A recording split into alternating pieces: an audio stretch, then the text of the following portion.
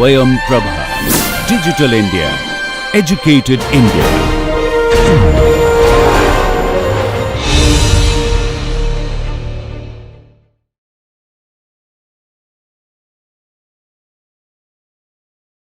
இன்றைய பாடத்தில் news vendor problem என்பதை பற்றி நாம் படிக்க போகிறோம்.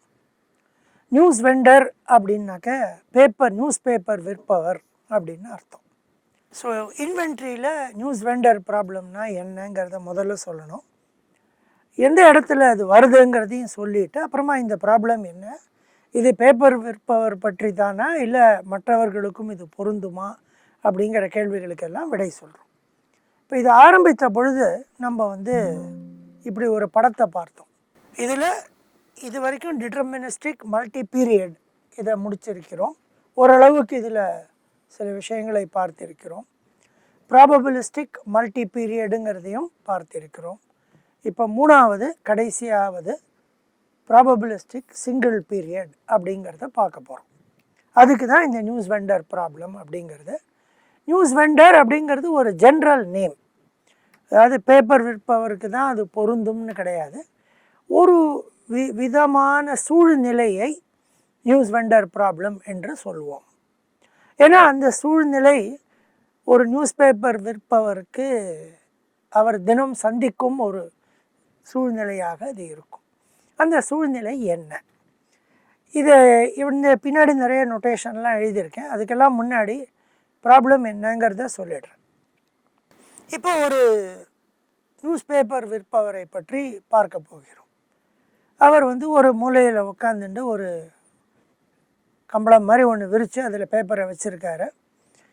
அது ரோட்டில் போகிறவங்க அவர்கிட்ட பேப்பரை வாங்கிட்டு போகலாம் அப்படின்னு வச்சுக்கொள்வோம். இப்போ அவருடைய இஷ்யூ என்னென்னா, அவர் ஒரு இடத்துலேருந்து நியூஸ் பேப்பரை வாங்கி இங்கே கொண்டு விற்கிறார். ஸோ அவர் எவ்வளவு தினம் வாங்குவார் அப்படிங்கிறது கேள்வி. அவரை பொறுத்த வரைக்கும் ஒரு நாள் அப்படிங்கிறது ஒரு ஃபிக்ஸட் டைம் பீரியட் அது. ஏன்னா நேத்தியோட பேப்பரை இன்றைக்கி விற்க மாட்டார். ஸோ ஒரு நாள் அவருக்கு கணக்கு.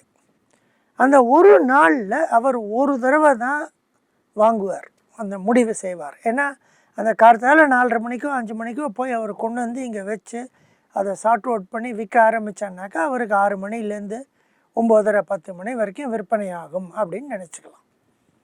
அது ஒரு கடைக்காரர் அப்படின்னே வச்சுக்கலாம். பேப்பர் விற்கும் கடைக்காரர், அவர் தான் நியூஸ் வெண்டர் அப்படின்னு எடுத்துக்கலாம்.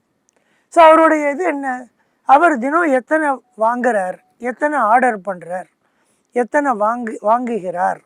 வழக்கம் போல் கியூ அப்படிங்கிறது அவர் வாங்கும் அளவு அப்படின்னு வைத்துக்கொள்வோம். இப்போ ஒரு கியூவை வாங்கிட்டு வர்றார். உதாரணத்துக்கு கியூ 100 அப்படின்னு வைத்துக்கொள்ளலாம். 100 பேப்பர் வாங்குறாரு அப்படின்னு வச்சுப்போம். ஒரு நாளில் அந்த 100 பேப்பர் அவர் கையில் ஆரம்பத்தில் இருக்குது. 3 விஷயங்கள் நடக்கலாம். ஒன்று, அன்னைக்கு டிமாண்ட் 100 விட கம்மியாக இருக்கலாம்.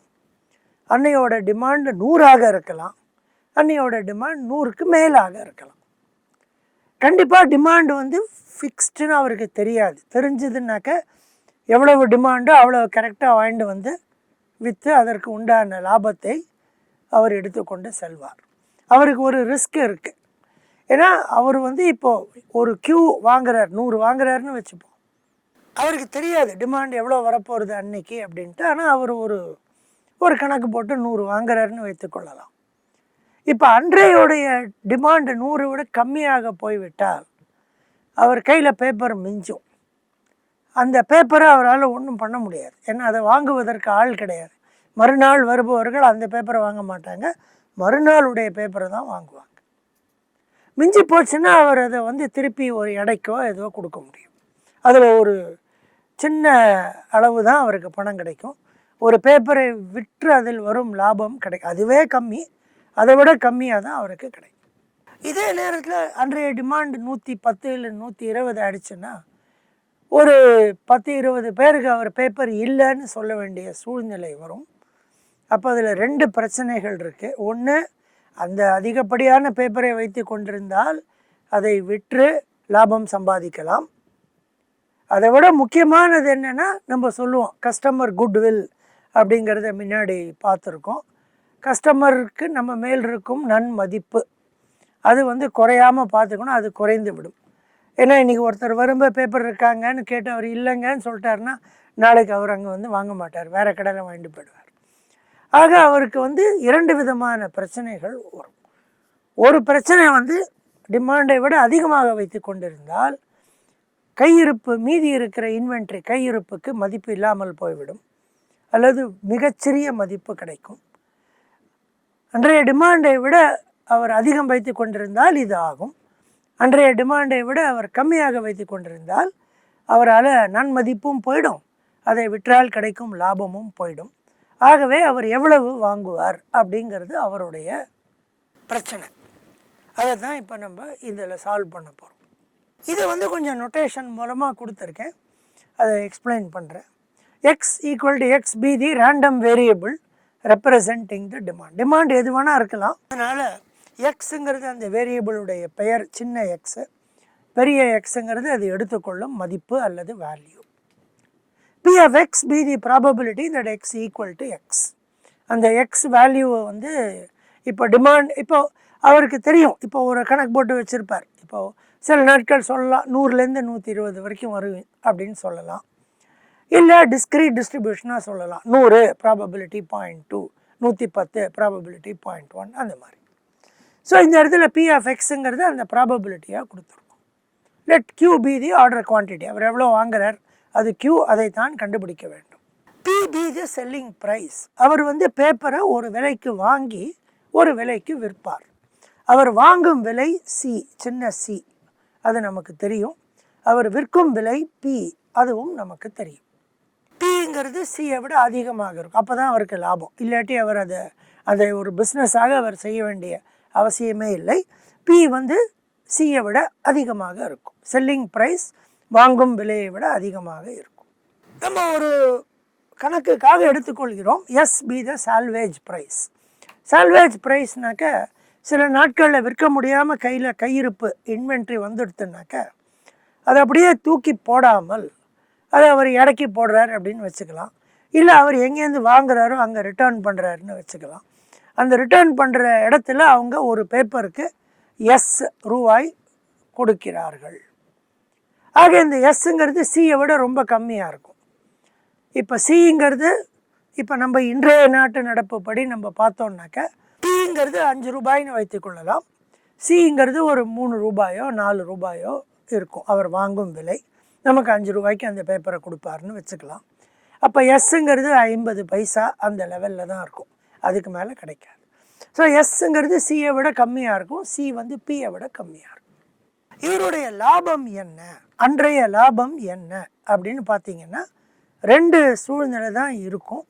ஒரு சூழ்நிலை டிமாண்ட் வந்து அவர் கையிருப்பு அல்லது கையிருப்பை விட அதிகம், அது ஒரு கேஸு.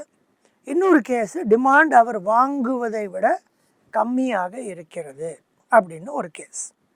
ஈக்குவலாக இருக்கிற கேஸ் வந்து இதுலேயே வந்துடும். ஈக்குவல் அல்லது அதிகம் அப்படிங்கிறதுல வந்துடும். ஈக்குவல் அல்லது அதிகம் டிமாண்ட் அப்படின்னாக்க கையில் இருக்கிறதெல்லாம் விற்று போய்விடும். கையிருப்பு மிஞ்சாது, கையில் இருக்கிறது விற்று போய்விடும்.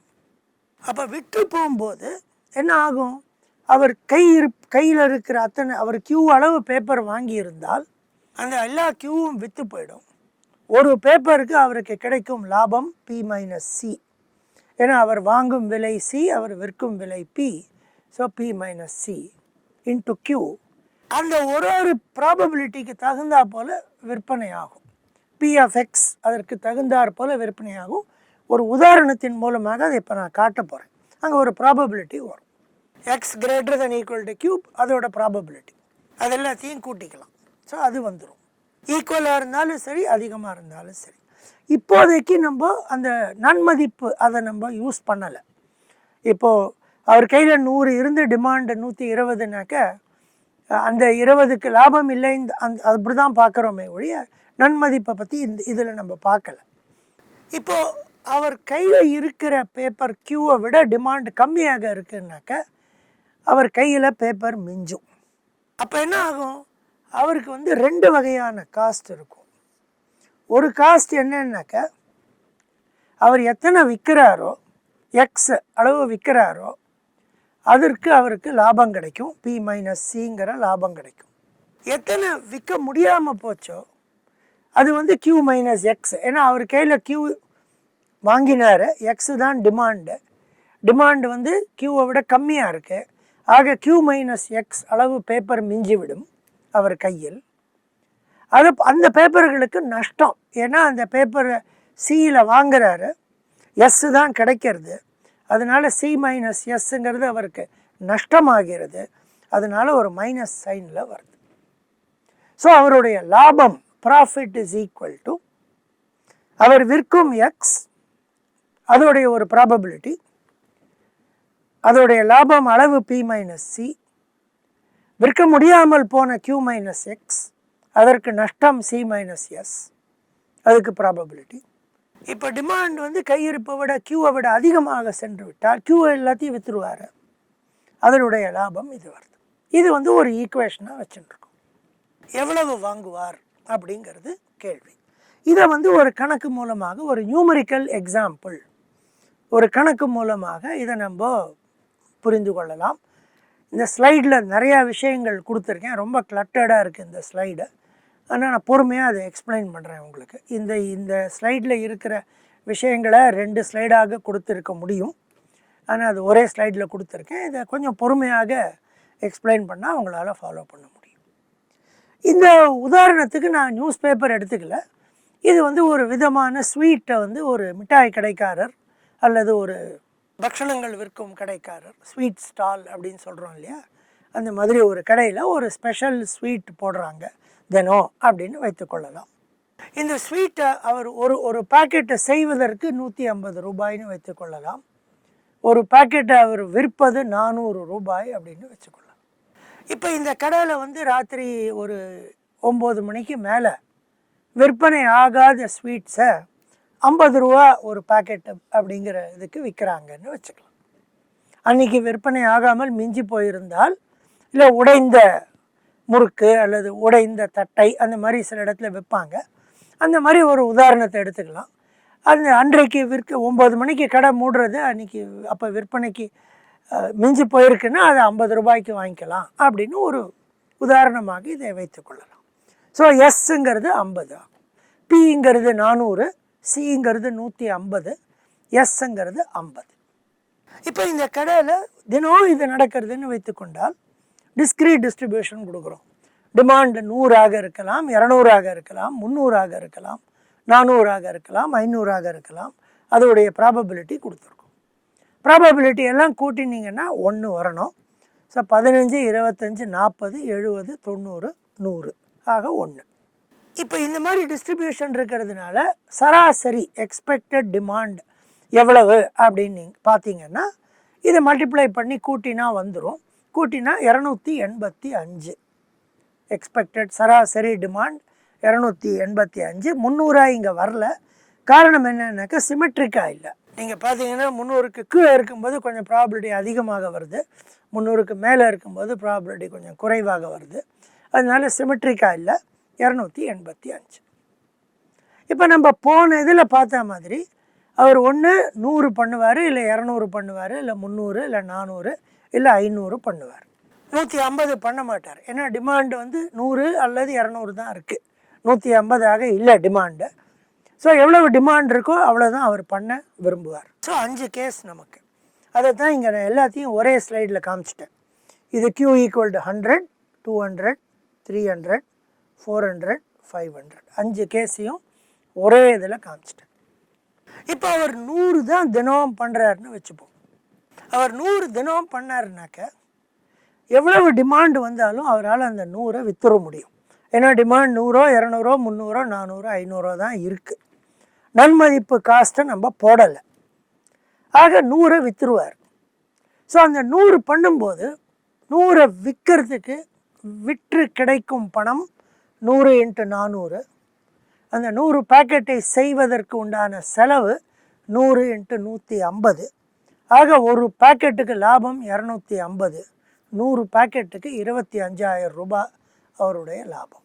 ஸோ இங்கே நம்ம எழுதி வச்சுக்கலாம். ஏன்னா இது ரொம்ப கிளட்டர்டாக இருக்கிறதுனால இங்கே நான் எழுதி வைக்கிறேன். Q equal to 100, profit is equal to 25,000. அந்த நம்பர் தான் இங்கே இருக்குது.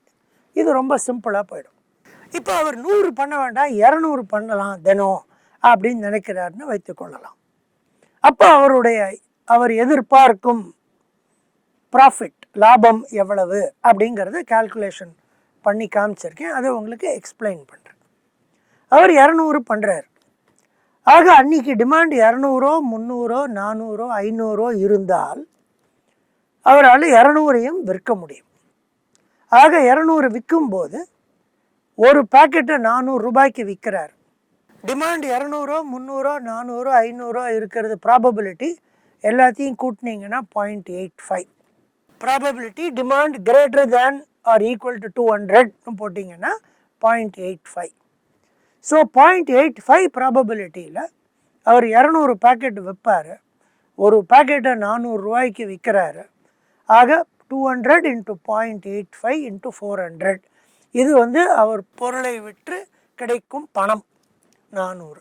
இதே அவர் அன்றைக்கி டிமாண்ட் அவர் 200 பண்ணிட்டார். ஆனால் அவருக்கு டிமாண்ட் அன்றைக்கி 100 தான் வந்திருக்குனாக்கா அவரால் 100 தான் விற்க முடியும், 200 விற்க முடியாது. ஆக ப்ளஸ் 100 × 0.15 × 400. இந்த 100 400 ரூபாய் ஒரு பாக்கெட்டுக்கு 100 பாக்கெட்டை விற்பார். ஆனால் அதோடைய ப்ராபபிலிட்டி 0.15. அது அவருக்கு கிடைக்கும் பணம். இந்த 200 பாக்கெட்டை அவர் செய்வதற்கு செலவழிக்கும் பணம் ஒரு பாக்கெட்டுக்கு 150 ரூபாய் செலவழிப்பார். ஆக 200 பாக்கெட்டை பண்ணுறதுக்கு 200 × 150 30,000 ரூபாய் செலவழிப்பார். இந்த முதல் கேஸில் அவர் 200 பண்ணிவிட்டு டிமாண்டு 100 தான் இருக்குதுன்னு வைத்துக்கொள்வோம். அப்போ அந்த பாக்கி 100 கையில் இருக்கும் இல்லையா, அந்த பாக்கி 100 பாக்கெட்டை அவர் 50 ரூபா மேனிக்கு விற்பார். ஆக இன்னும் கையில் வரப்போகிற பணம் அந்த பாக்கி இருக்கும் 100 50 ரூபாய்க்கு விற்பது, அதுக்கு ப்ராபபிலிட்டி 0.15. ஆக மொத்தம் அவருக்கு கிடைக்கும் லாபம் இந்த 4 டேர்மையும் கூட்டணும், ஒரு இடத்துல சப்ட்ராக்ட் பண்ணணும், ஏன்னா மைனஸில் இருக்குது, 4ஐயும் கூட்டணும். 200 விற்று அவருக்கு கிடைக்கும் பணம் 68,000. அந்த 100ஐ விற்று அவருக்கு 100 பாக்கெட்டை விற்று அவருக்கு கிடைக்கும் பணம் 6,000. 200 பாக்கெட் செய்வதற்கு அவர் செலவு பண்ணுவது 30,000. இந்த 50 ரூபாய்க்கு 100 விற்கிறார் பாருங்கள், அதில் 750 ரூபாய் கிடைக்கும். இது எல்லாத்தையும் கூட்டினீங்கன்னா 44,750 ரூபாய் அவருக்கு கிடைக்கும். 44,750 ரூபாய் Q = 200 போட்டிங்கன்னா கிடைக்கும். இப்போ அவர் 300 பண்ண ட்ரை பண்ணுறாருன்னா இதே லாஜிக்கில் போனோம். அதை கொஞ்சம் வேகமாக இதை பண்ணுறேன், ஏன்னா இது லாஜிக்கை நம்ம பார்த்தாச்சு. ஸோ 300ஐயும் விற்கக்கூடியது 300 ஒரு பாக்கெட்டுக்கு 400 ரூபாய், ப்ராபபிலிட்டி 0.6. அது முதல் டேர்ம் இங்கே வந்துடுது.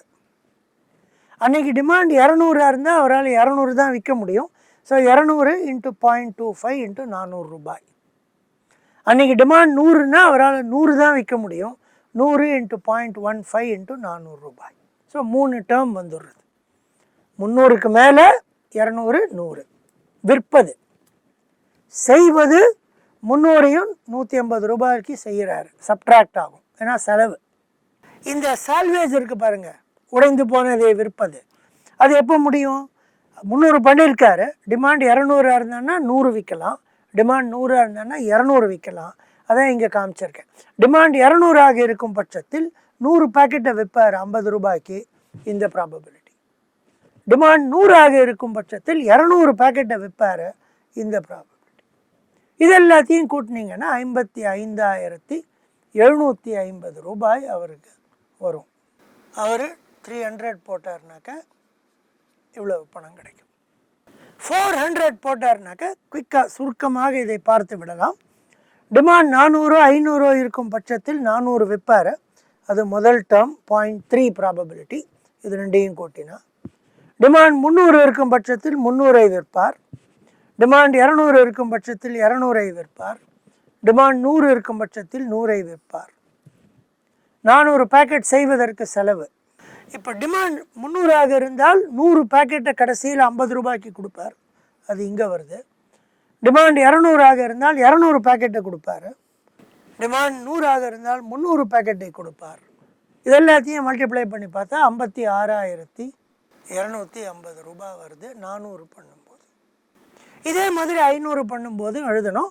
இதே மாதிரி டேர்ம்ஸ் அழகாக கொடுத்துருக்கேன் உங்களுக்கு. 49,750 ரூபாய் வருகிறது. ஆக இந்த 5 நம்பரை வைத்து கொண்டு பார்த்தால் அவர் 400 தான் செய்வார். 400 செய்யும்போது அவர் எதிர்பார்க்கும் லாபம் அதிகமாக இருக்கும். 56,250 அந்த லாபம் இருக்கும். இதுதான் ஒரு உதாரணம் நியூஸ் வெண்டர் ப்ராப்ளம் பண்ணுறது. இதோட முடியாது, இன்னும் நிறைய விஷயங்கள் இருக்குது. இது ஒரு ஆரம்பம். ஸோ லாபத்தை வைத்து கொண்டு பார்த்தால் இது மாதிரி பண்ண முடியும். டிஸ்க்ரீட் டிஸ்ட்ரிபியூஷனில் பண்ண முடியும். இது ஒரு விதமாக இந்த கணக்கை போடலாம்.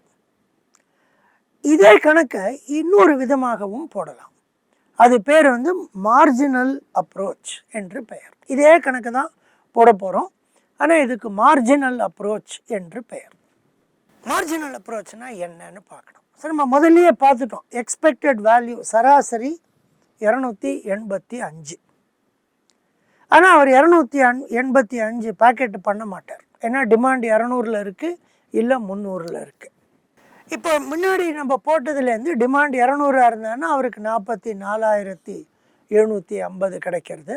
டிமாண்ட் 300 இருந்தான்னா 55,750 கிடைக்கிறது. ஆக இந்த 200க்கும் 300க்கும் கம்பேர் பண்ணும்போது அவர் 300 தான் பண்ணுவார். 55,750 கிடைக்கிறது. இப்போ அவர் 400 பண்ணலாமான்னு யோசிப்பார். நம்ம போன கணக்கில் என்ன பண்ணோம்? 400 பண்ணும்போது 400 தனித்தனியாக பிரித்து 400, 500 ஒன்று, 300, 200, 100 செய்வதற்கு காசு, சால்வேஜ் எவ்வளோ பணம் வருது எல்லாம் தனித்தனியாக போட்டு கால்குலேட் பண்ணி இந்த நம்பரை கொண்டு வந்தோம். 56,250ங்கிறத கொண்டு வந்தோம். மார்ஜினல் அப்ரோச்சில் கொஞ்சம் வேறு மாதிரி பண்ணுவோம். அது என்னன்றதை உங்களுக்கு காட்டுறேன். இப்போ அவர் 300 பண்ணிவிட்டு இந்த நம்பர் எடுத்துட்டார். 55,750 எடுத்துட்டார். அதே நம்பர் தான் இங்கே இருக்குது. 55,750 எடுத்துட்டார். 400 பண்ணலாமான்னு யோசிக்கிறார். இதை வேறு விதமாக யோசிக்க போகிறார். எப்படி யோசிக்க போகிறாருனாக்கா, 300 பண்ணினா இவ்வளோ வருது, 400 எப்போ லாபமாக இருக்கும்? ஒரு 100 அதிகம் பண்ணி அந்த 100 அதிகம் செய்த 100 பேக்கெட்டை விற்றான்னாக்க அதில் வர்ற பணம் செலவை விட அதிகமாக இருந்தால் அது லாபமாகும். ஸோ இப்படி யோசிக்கிறார். ஆரம்பத்துலேருந்து யோசிக்காமல் இப்படி. இப்போ 400 செய்வதாக இருந்தால் அந்த எக்ஸ்ட்ரா 100 பேக்கெட்டை நம்ம விற்கணும். எப்போ விற்க முடியும்? டிமாண்ட் 400ஆகவோ 500ஆகவோ வந்தால் அந்த எக்ஸ்ட்ரா 100 பேக்கெட்டை நம்மளால் விற்க முடியும். ஸோ அந்த எக்ஸ்ட்ரா 100 பேக்கெட்டை விற்று நமக்கு வர்ற லாபம், ஒரு பேக்கெட்டுக்கு உண்டான லாபம் 250 ரூபாய் ஒரு பேக்கெட்டுக்கு. ஏன்னா 400, 150, 250 ரூபாய் லாபம். எப்போ டிமாண்ட் 400ஆகவோ 500ஆகவோ இருந்தால் 250 ரூபாய் லாபம். அதுக்கு ப்ராபபிலிட்டி 0.3. என்னால் 100 பேக்கெட்டை விற்க முடியும். 100, 7,500 ரூபா என்னால் சம்பாதிக்க முடியும். ஆனால் இந்த 100 பேக்கெட்டை என்னால் விற்க முடியாமலும் போகலாம். எப்போ முடியாமல் போகும்? டிமாண்டு 300லேயே இருந்ததுனாக்க என்னால் விற்க முடியாமல் போயிடும். அந்த டிமாண்ட் 300க்கு கீழேயோ வந்து விட்டால் என்னால் அந்த எக்ஸ்ட்ரா 100 விற்க முடியாமல் போயிடும். ஆக நான் எவ்வளவு லூஸ் பண்ணுவேன்? 100 ரூபாய் லூஸ் பண்ணுறேன். ஏன் 100 ரூபாய் லூஸ் பண்ணுறேன் ஒரு பேக்கெட்டுக்கு?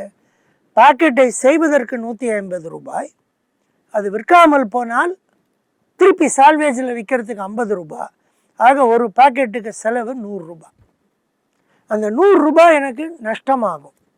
100 பேக்கெட்டுக்கு நஷ்டமாகும். 100 ரூபாய் 100 பேக்கெட்டுக்கு நஷ்டமாகும்.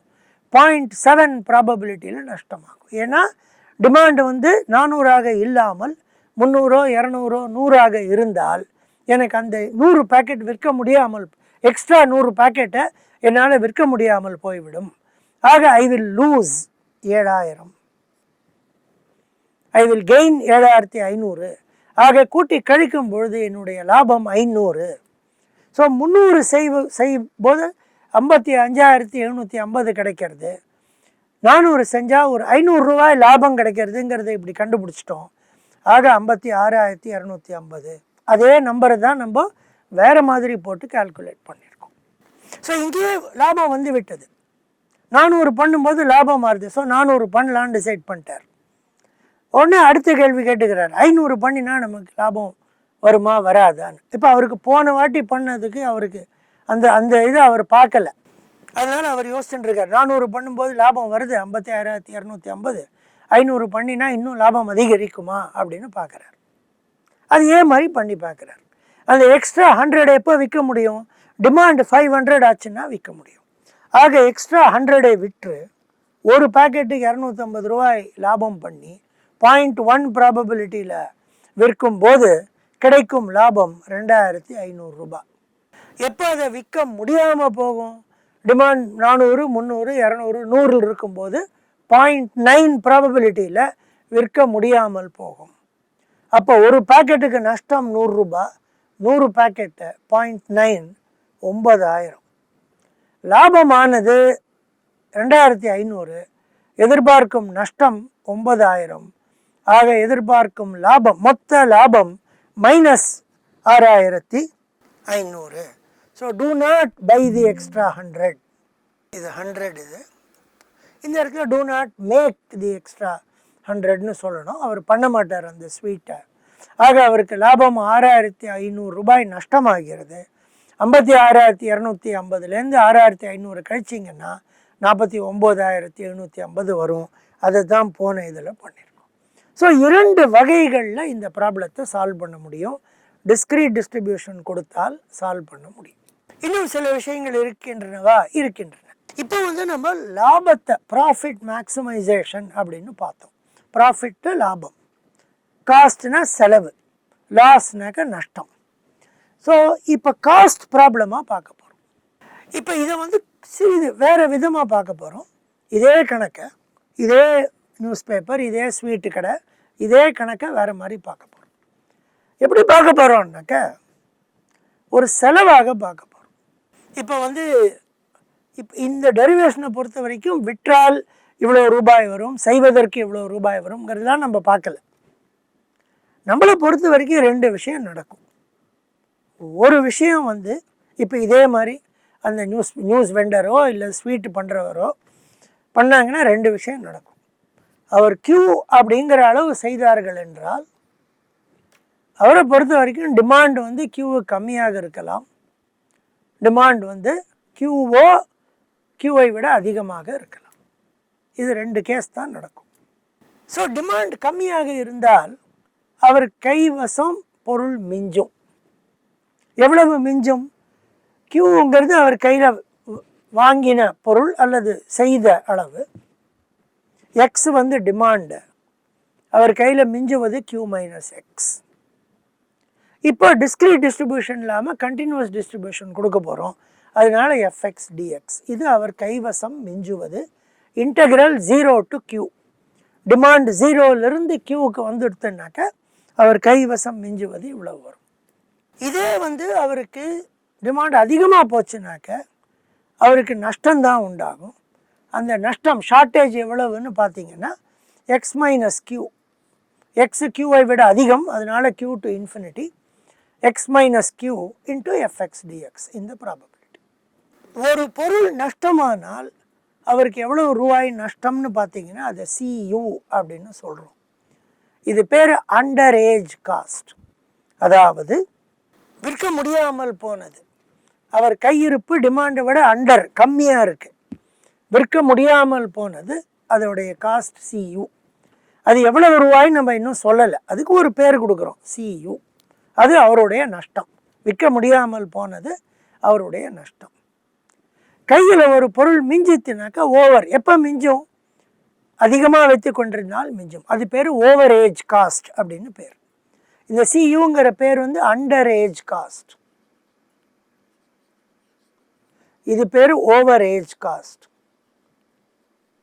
அவர் கையில் அதிகமாக பொருள் இருந்தால் அது ஓவர் ஏஜ் காஸ்ட். ஆவரேஜ் இல்லை, ஓவர் ஏஜ் காஸ்ட் அது பேர். ஸோ எவ்வளோ பொருள் கை இருக்குன்னா அந்த இன்டகிரேஷன் சொல்லும். அதனால் உண்டாகும் நஷ்டம் CO இன்ட்டு இது. எவ்வளவு பொருள் விற்க முடியாமல் போனதுங்கிறது அடுத்த இன்டகிரேஷன் சொல்லும். அதனால் உண்டான நஷ்டம் மேலே இருக்கு. இது ரெண்டும் தான் அவருடைய டோட்டல் காஸ்ட். எந்த கியூவுடைய எந்த வேல்யூ டோட்டல் காஸ்ட்டை குறைக்கும் அப்படின்னு பார்த்தோம்னாக்க, அதுக்கு அடுத்ததில் நான் கொஞ்சம் சின்னதாக இங்கே காமிச்சிருக்கேன். எஃப்எஃப்எக்ஸுங்கிறத 0 to q fx dxன்னு போட்டால் x to இன்ஃபினிட்டிங்கிறது 1 minus f(x)ன்னு வரும். அதை சப்ஸ்டிடியூட் பண்ணி சால்வ் பண்ணால் f(x) is equal to 0 to q integral fx dx is equal to cu by co plus cu அப்படின்னு ஒரு ஃபார்முலா வரும். இது ரொம்ப முக்கியமான ஒரு formula. cu by co plus cu, இது பேர் CR அல்லது கிரிட்டிக்கல் ரேஷியோ அப்படின்னு சொல்லுவோம். Critical ratio. இதை கண்டுபிடித்து CUவும் COவும் தெரிந்து விட்டால் இதை வைத்து கண்டுபிடித்து இதிலிருந்து Qவை இங்கேருந்து கண்டுபிடிக்கலாம். டிஸ்ட்ரிபியூஷனும் சொல்லியாச்சுனாக்க Qவை கண்டுபிடிக்கலாம் அப்படிங்கிறது டெரிவேஷன். இதான் முக்கியமான formula. cu by co plus cu அப்படிங்கிறது ஃபார்முலா. இந்த ஸ்லைடோடு இன்றைய பாடத்தை முடித்து கொள்ளலாம். CUங்கிறது என்ன, COங்கிறது என்னங்கிறது இப்போ பார்க்கலாம். CUன்னா என்ன? ஒரு பொருளை விற்க முடியாமல் போனால் அதனால் உண்டான நஷ்டம். அது என்னது? அது விற்றால் என்ன லாபம் கிடைக்குமோ அந்த லாபத்தை இழந்து விடுகிறோம், அதுதான் நஷ்டமாகிறது. அதனால் CU அப்படிங்கிறது P minus C ஆக வரும். விற்றிருந்தால் P minus C கிடைக்கும். ஒரு பொருளை விற்றிருந்தால், கையில் ஒரு பொருள் இருக்குது, அதை விற்க முடியாமல் போனால் என்ன ஆகும்? நஷ்டம். அந்த பொருளை வாங்கிறதுக்கோ செய்வதற்கோ ஒரு C பண்ணியிருக்கோம், அதை சால்வேஜில் விற்றா ஒரு S கிடைக்கும், அதனால் C minus S கிடைக்கும். இதை P minus C என்றும் C minus S என்றும் எடுத்துக்கொண்டால் இது வந்து P minus C divided by P minus S critical ratio. ஆனால் முக்கியமான formula cu by co plus cu அப்படிங்கிறது தான் முக்கியமான ஃபார்முலா. இந்த ஃபார்முலாவை புரிந்து கொண்டு டிஸ்ட்ரிபியூஷனை கொடுத்து CO CUவையும் கொடுத்தால் நமக்கு என்ன Q கிடைக்கும் அப்படிங்கிறத ஒரு நியூமரிக்கல் உதாரணம் மூலமாக இந்த இடத்துல காட்ட போகிறோம். அதுக்கு முன்னாடி சில விஷயங்களை காமிக்க போகிறோம். இது எல்லாத்தையும் அடுத்த பாடத்தில் பார்க்கலாம். நன்றி.